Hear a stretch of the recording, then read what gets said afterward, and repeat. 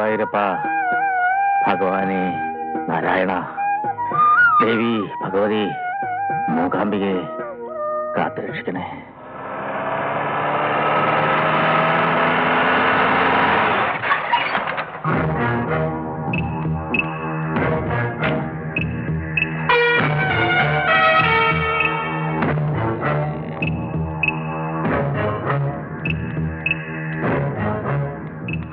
അളിയനോ? എന്താ ഇത് വെളുപ്പിനെ? എന്റെ അളിയാ, ഇന്നലെ ഞാനും നേതാവും കൂടി രാത്രി ഗുരുവായൂരിൽ നിന്ന് പുറപ്പെട്ടതാ. വെളുപ്പിന് ഏതാണ്ട് 4 മണിയായി കാണും. ഡ്രൈവർ ഉറങ്ങിപ്പോയി. വണ്ടി എന്ന് മരത്തേടി ഒറ്റ ഇടി. ആർക്കും അപകടമൊന്നും പറ്റില്ല?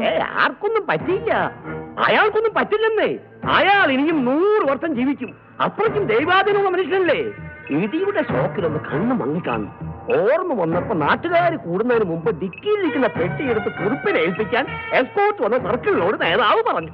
കോടിയാണോ ലക്ഷമാണോ എന്ന് എനിക്കറിയില്ല. ഇടത് കൈ കൊണ്ടും വലത് കൈ കൊണ്ടും ഒപ്പിട്ട് കള്ളപ്പേരിൽ പല അക്കൗണ്ടിലാക്കിയിട്ടേക്ക്. തപ്പിച്ചേ. ഗുരുവായൂരപ്പ, അങ്ങേർക്കൊരു ആപത്തും വരുത്തല്ലേ. സുലോചനെ. ചേട്ടനോ? എന്താ ഇത്ര വെളുപ്പിനെ? ഞാനൊന്ന് ഗുരുവായൂരിൽ നിന്ന് വരുന്ന വഴിയാ. കുറച്ച് ഫിക്സഡ് ഡെപ്പോസിറ്റ് കാൻവാസ് ചെയ്ത് കൊടുക്കാൻ വന്നതാ. നീ നല്ലൊരു ചായം കെടുത്തേ. എനിക്കും എടുത്തോ.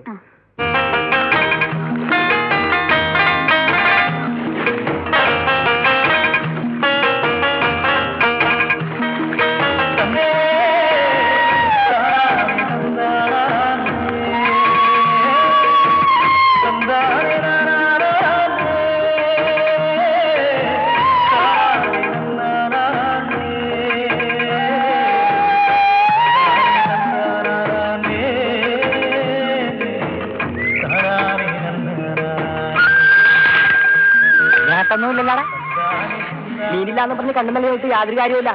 എടാ, മീനൊക്കെ പണ്ടത്തെ മാതിരി ബുദ്ധി വെച്ച് പോയി. അല്ലെങ്കിൽ പിന്നെ പതൂരിയും വന്ന് കിടക്കുന്നതായിരിക്കും. നോക്ക് എടാ ഉടുമ്പേ, എനിക്ക് കരിമീനും കൂരിയും മതി. നിന്റെ ത്രേസ്യച്ചേട്ടത്തിക്കല്ലേ. മീനില്ലെങ്കിൽ കള്ളു ചെലവാകത്തില്ല. അത് പിന്നെ ത്രേസ്യച്ചേട്ടത്തിക്ക് ഒരു ദിവസം മീനില്ലേലും ഷാപ്പിച്ചിറ വാങ്ങി ചെലവായിക്കൊള്ളും. നമ്മുടെ കാര്യത്തിൽ അങ്ങാറ് കൊടുത്തേരും. നീയല്ലേ പറഞ്ഞത് ഇത് ചായക്കട ചന്ദ്രഞ്ചേന്റെ വേണ്ടി വാച്ച് വെച്ചിരിക്കുകയാണെന്ന്? അയ്യോ, ഞാനത് മറന്നുപോയി കേട്ടാ. ചന്ദ്രഞ്ചേട്ടൻ ഇപ്പൊ എത്തും. ഇന്ന് ആർക്കും മീനില്ല കേട്ടാ. പിന്നെ പോയി പണി നോക്ക്. എനിക്ക് മീൻ വേണം. തോന്നണ വില വന്നിട്ട് മീനെടുത്തോണ്ട് പോണത് അതിന് നടക്കത്തില്ല കേട്ടാ. അടുത്ത ആഴ്ച സൊസൈറ്റി വഴി മീൻ വിൽക്കാനുള്ള ഏർപ്പാടുകൾ ഞങ്ങളുടെ നേതാവ് ചെയ്തു കഴിഞ്ഞു. ഏത് നേതാവ്? ഗോപാലകൃഷ്ണൻ. അവൻ നമുക്ക് യൂണിയൻ ഉണ്ടാക്കി അറിഞ്ഞില്ലേ? ആര്യന്മാരുടെ യൂണിയൻ എങ്ങനെയാടാ നായന്മാര് നേതാവണത്? ജാതിയും മതവും പറഞ്ഞ് ഇനിയും ഞങ്ങളെ തമ്മിൽ അടുപ്പിക്കാൻ ആരും വിചാരിക്കണ്ട കേട്ടാ. ഉമ്മ ഇത്രയും പേരുണ്ടായിട്ടും യൂണിയൻ ഉണ്ടാക്കാൻ ഗോപാലകൃഷ്ണൻ വേണ്ടി വന്നില്ലേ? ഓ, എന്തൊരു സ്നേഹം. അതെ, സ്നേഹം തന്നെയാ. സ്നേഹം തരുന്നവർക്ക് ഇരട്ടി സ്നേഹം തിരിച്ചു കൊടുക്കാനാ ഞങ്ങൾ പഠിച്ചിട്ടുള്ളത്. വേണ്ടി വന്ന ഗോപാലിന് വേണ്ടി ഞങ്ങൾ മരിക്കും. ആള് പാവാ.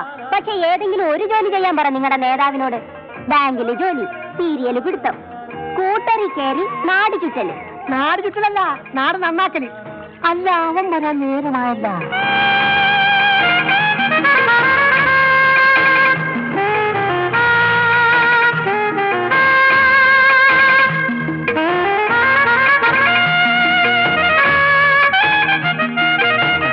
ഇന്നത്തെ കോളെങ്ങനെയുണ്ട്? ചെമ്മീൻ വല്ലതും കയറി? കഷ്ടിച്ചൊറിയിലോ തെള്ളിച്ചെമ്മീൻ കിട്ടി. 1 കിലോ എങ്കിൽ 1 കിലോ. അല്ല, കറണ്ട് സുരേന്ദ്രൻ എവിടെ? അവൻ പലയിടത്തും കാന്തരിച്ച് കിടപ്പുണ്ടാവും.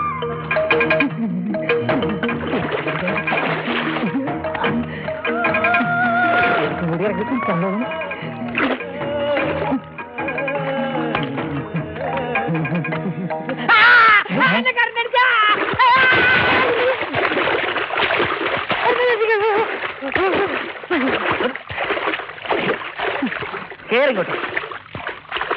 ഇന്നും കറണ്ട് അടിച്ചല്ലേ? കറണ്ട് അടിച്ചതല്ല, കറണ്ട് ഉണ്ടോന്ന് നോക്കാൻ ഹോൾഡറിന്റെ ഉള്ളിൽ കൈയിട്ട് നോക്കിയതാണ്. ഇപ്പൊ മനസ്സിലായി, കറണ്ടില്ല. ഒന്നും പറ്റാഞ്ഞ ഭാഗ്യം. അതെങ്ങനെയാണ് പ്രസിച്ചിട്ട് കള്ളല്ലേ വഴിച്ച് കിടക്കുന്നത്? കറണ്ടല്ല, വിഷമടിച്ചാലും ചാവുകയല്ല. പിന്നെ ഞാൻ വന്നതേ നമ്മുടെ TV സീരിയൽ പ്രശ്നമാവുന്ന ലക്ഷണമാണ്. അതെന്താണ്? തിരക്കഥാകൃത്ത് ഭയങ്കര ഉടക്കില്ല. അയാൾക്ക് ഉടനെ കാശ് കിട്ടിയില്ലെങ്കിൽ എഴുതി തരില്ലാന്ന്. പ്രൊഡ്യൂസർ നല്ല പെരുമാളാണെങ്കിൽ എഴുതി തരാതെ കാശ് കൊടുക്കില്ലെന്നും. കർത്താവെ കലങ്ങോ, ഈ വലപ്പണിയിൽ നിന്ന് രക്ഷപ്പെടാൻ ഞങ്ങൾ കണ്ട മാർഗമായിരുന്നു. എന്തെങ്കിലും വഴി നോക്കാം. എന്നാ ഞാനങ്ങോട്ട് ചെല്ലട്ടെ, വൈകുന്നേരം കാണാം.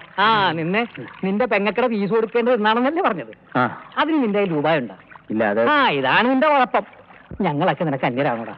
ഏതാ ഉടുമ്പേ, നിന്റെ എത്ര രൂപ ഉണ്ടോ? എന്റെ 10-250 രൂപ. വേഗം കൊടുക്കാ, കളയാവാ. എന്റെ കയ്യിൽ ഒരു 15 രൂപയുണ്ട്. നനഞ്ഞതാണെങ്കിലും രൂപ തന്നെയാണ് കേട്ടാ. സുരേന്ദ്ര, ഇതിനൊക്കെ നിങ്ങളോട് എങ്ങനെയാണ് ഞാൻ? കൂട്ടുകാർ തമ്മിൽ കടപ്പാടിന്റെ കണക്ക് പാടില്ല കേട്ടാ.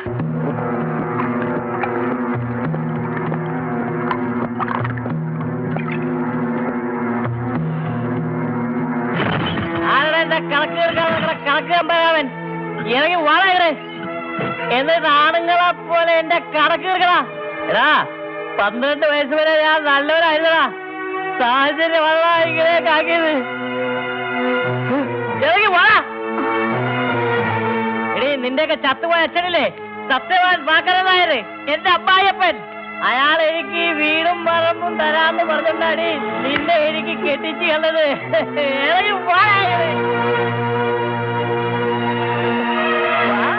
പ്രശ്നം ഉണ്ടാക്കരുത്, എല്ലാം ശരിയായിട്ടുണ്ട്, ഇനി താമസിക്കില്ല. അതാ ഞാനും പറയണ, ഇനി നീ നിന്റെ അമ്മയും ഈ വീട്ടിൽ താമസിക്കാൻ പാടില്ല. എന്തായാലും ഞാൻ വാക്ക് തരുന്നു, വെറുതെ നാട്ടുകാരെ കൊണ്ട് അതും പറയിക്കല്ലേ. നാട്ടുകാർ അറിയട്ടാ, നിന്റെയൊക്കെ വാക്കിന് രാജപ്പൻ വില കൽപ്പിക്കൂല. ഞാൻ നല്ല അന്തസ്സായിട്ട് ജീവിക്കുന്ന ഒരുത്തനാ, അറിയോ? കളക്ടറേറ്റിലെ ഫ്യൂവൽ വെച്ച് എന്നെ തരം താഴ്ചൊന്നും കാണണ്ട. ലാസ്റ്റ് ഗ്രേഡ് എംപ്ലോയീസ് യൂണിയൻ നേതാവാണ്. ദൈവത്തോർത്ത് ചേട്ടൻ പ്രശ്നം ഉണ്ടാക്കരുത്. അതെ, വാക്കിന് വ്യവസ്ഥയില്ലാത്ത നിന്റെ ഈ അനിയനോട് പറയണേ. നിനക്ക് മറുപടി പറയാൻ അറിയാഞ്ഞിട്ടല്ല, പക്ഷേ അവസ്ഥ ഇതായിപ്പോയി. ഇപ്പൊ ഈ രാജപ്പ പോവുക, 2 ദിവസം ഷാപ്പിൽ തന്നെ കാണും. എന്നൊരു കാര്യം, ഇനിയത്തെ വരവിന് ഈ പുരയിടത്തിന്റെ ആധാരം ഇവിടെ കാണണം. അമ്മാവൻ സമ്മതിച്ചു തന്നാലും ഇല്ലെങ്കിലും ശരി, ബാങ്കിന്റെ വളർച്ചയ്ക്ക് പിന്നിൽ ഞങ്ങളുടെ ബുദ്ധിയും അധ്വാനമൊക്കെ ഉണ്ട്. 4-5 മന്ത്രിമാരുടെ കള്ളപ്പണം ക്യാൻവാസ് ചെയ്ത് കൊണ്ടുവന്ന് ഇട്ടത് ശരി തന്നെ. അത് മാത്രം മതിയോ ഉപേന്ദ്രക്കുറുപ്പേ ഒരു ബാങ്കിന്റെ വളർച്ചയ്ക്ക്? അതുകൊണ്ടാണ് ഞാൻ പറഞ്ഞത് എന്റെ കഠിന പ്രയത്നം ഈ ബാങ്കിന്റെ പിന്നിലുണ്ടെന്ന്. പിന്നെ നാട്ടുകാർക്ക് എന്നിലുള്ള വിശ്വാസം കുറുപ്പിനറിയാമല്ലോ.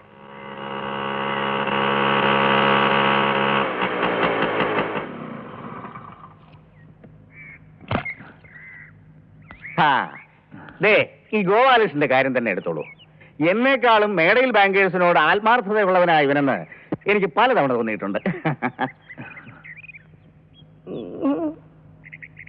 ഇപ്പൊ തന്നെ IAS ഇന്റർവ്യൂ ഒക്കെ ആയി ഇരിക്കുന്നവനാ. ലീവ് എടുക്കാൻ പറഞ്ഞാ കേക്കില്ല. എന്താടോ, ശരിയല്ലേ ഞാൻ പറഞ്ഞത്? താൻ എഴുതാൻ പോകുന്ന പരീക്ഷ നിസ്സാരമായി എഴുതിത്തള്ളാവുന്നതല്ല. അതിന് അതിൻ്റെതായ രീതിയിൽ റെഫറൻസും പഠനവും ഒക്കെ വേണം. താൻ പറഞ്ഞ പുസ്തകങ്ങൾ 2 എണ്ണം കിട്ടിയിട്ടുണ്ട്. ഒന്ന് തിങ്കളാഴ്ച തരാമെന്ന് കർത്താവ് സാർ പറഞ്ഞിട്ടുണ്ട്. ശ്രീദേവി, ആ പുസ്തകവും ബാങ്കിന്റെ താക്കോലും ഇങ്ങ് എടുത്തോ, പോയി വാങ്ങിച്ചോ. പോട്ടെ.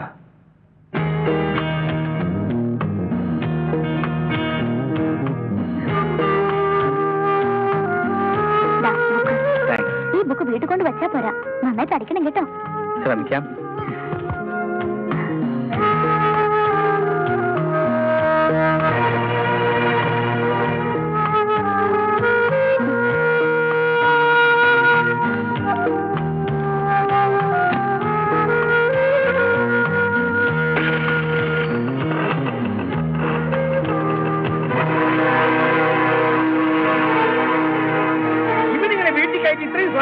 ശരിയാണോ പറയാ? എന്ത് പറ്റി? അതെ, ഇവനെ കുറിച്ച് പുറത്ത് അത്ര നല്ല അഭിപ്രായമല്ല. പെൺകുട്ടികൾക്ക് ഇവൻ പോകുന്ന വഴി പോകാൻ പറ്റില്ലെന്നാ കേൾക്കണം. അതെ, ഇവിടെയും പ്രായമായ ഒരു പെൺകുട്ടി ഉള്ളതല്ലേ, അതുകൊണ്ട് പറഞ്ഞു പോയതാ. അല്ല, സൂക്ഷിച്ചാൽ ദുഃഖിക്കണ്ട. നീ നിന്റെ കാര്യം നോക്കേ. നിന്നോട് ഞാൻ ബാങ്കിന്റെ കാര്യം നോക്കാൻ പറയണത് നിനക്ക് കഴിഞ്ഞില്ലല്ലോ. അവനുള്ളത് കൊണ്ട് കാര്യങ്ങൾ ഭംഗിയായി നടക്കുന്നു. നടക്കും. ഇയാള് കാര്യങ്ങൾ ഭംഗിയായി തന്നെ നടത്തും. എല്ലാ അവസാനം വല്യമാവന് മനസ്സിലായിക്കോളും.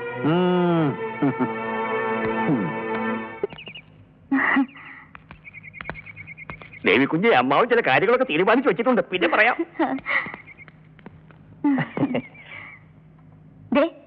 മനസ്സിൽ മറ്റു വല്ലതൊക്കെ വെച്ചോണ്ട് മറ്റുള്ളവരെ കുറ്റം പറയുന്നത് എന്തിനാ? ഇതൊക്കെ ചീത്താട്ടോ.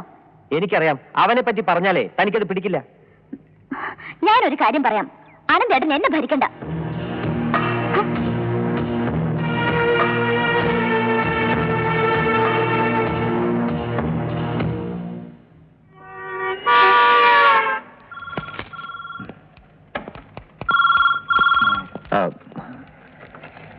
വർക്കിച്ചായന്റെ അക്കൗണ്ട് ബ്ലാക്ക് മണി കാലത്ത് സഞ്ചിയിൽ വരുന്നുണ്ട്. ഇനി തിങ്കളാഴ്ച അല്ലേ പല അക്കൗണ്ടിലായി ഡിവൈഡ് ചെയ്തിടൂ. അതിന് ഈ ചെക്ക് പിടിച്ചോ, എനിക്കൊരു 50,000 രൂപ വേണം. തിങ്കളാഴ്ച കാലത്ത് ഞാൻ തിരികെ തന്നേക്കാം. അമ്മാവനെ അറിയണ്ട, നമ്മൾ തമ്മിലൊരു അഡ്ജസ്റ്റ്മെന്റ്. അൺഅക്കൗണ്ടഡ് ആണോ ബ്ലാക്ക് ആണോ എന്നൊന്നും എനിക്കറിയില്ല. വർക്കിച്ചായ മുതലാളിയാണ് പണം ഏൽപ്പിച്ചത്. അത് അദ്ദേഹം പറഞ്ഞ പോലെ ഓരോ അക്കൗണ്ടിൽ ഞാൻ ക്രെഡിറ്റ് ചെയ്തിട്ടുണ്ട്. എന്നാ ചൊവ്വാഴ്ച കൊടുക്കാനുള്ള ചിട്ടിപ്പണം കാണുമല്ലോ. ഇങ്ങനെയുള്ള തിരിമറികൾക്കൊന്നും എന്നെ കിട്ടില്ല. പ്ലീസ് അനന്ത പൊക്കോളൂ. അതെ, ഇത് മേടയിൽ ബാങ്കേഴ്സ് ആണ്. ഞാൻ മേടയിലെ സന്തതിയും, അറിയാലോ. പക്ഷേ ഓടയിലെ സന്തതിയുടെ സ്വഭാവം നിന്റെ കയ്യിൽ. മേലാൽ ഇത്തരം കാര്യങ്ങളുമായിട്ട് വന്നാൽ ഞാൻ മുതലാളിയോട് കംപ്ലൈന്റ് ചെയ്യും. എത്ര രൂപ കിട്ടും സാർ? കഷ്ടിച്ച് 4000 കിട്ടും. അയ്യോ അത് പോരാ, എനിക്കൊരു 5000 രൂപ കിട്ടണം സാർ. ഹോസ്പിറ്റലിൽ ബില്ലടക്കാനാണ്, അമ്മക്കൊരു ഓപ്പറേഷൻ ഉണ്ടായിരുന്നു സാർ.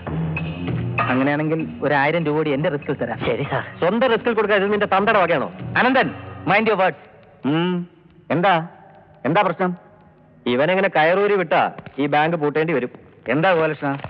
4000 രൂപയുടെ പണ്ടമുണ്ട്. ഇയാളുടെ അമ്മ വളരെ സീരിയസ് ആയിട്ട് ഹോസ്പിറ്റലാണ്. അതുകൊണ്ട് ഒരു 1000 രൂപ എക്സ്ട്രാ ആയിട്ട് എന്റെ പേഴ്സണൽ റിസ്കിൽ കൊടുക്കാമെന്ന് ഞാൻ പറഞ്ഞു. അതിന്റെ പേരിലാണ്. ഗോപാലകൃഷ്ണൻ കൗണ്ടർ സൈൻ ചെയ്ത് പേഴ്സണൽ റിസ്കിൽ കൊടുക്കുന്നതല്ലേ? അതെ. ചെയ്തോളൂ. അമ്മവ വേണ്ട, നീ ഒരു അക്ഷരം പറയണ്ട. നിന്റെ പോക്കത്ര ശരിയല്ലാന്ന് എനിക്കറിയാം. ഒരിക്കൽ നിന്നെ ഞാൻ ഇവിടുന്ന് പറഞ്ഞു വിട്ടതാ. നീ നിന്റെ കാര്യം നോക്ക്, ഗോപാലകൃഷ്ണനെ ഭരിക്കാൻ പോകണ്ട. ഗോപാലകൃഷ്ണ, Sir. RB ഡീറ്റെയിൽസ് കൊടുക്കേണ്ടതാ. വരൂ. സർ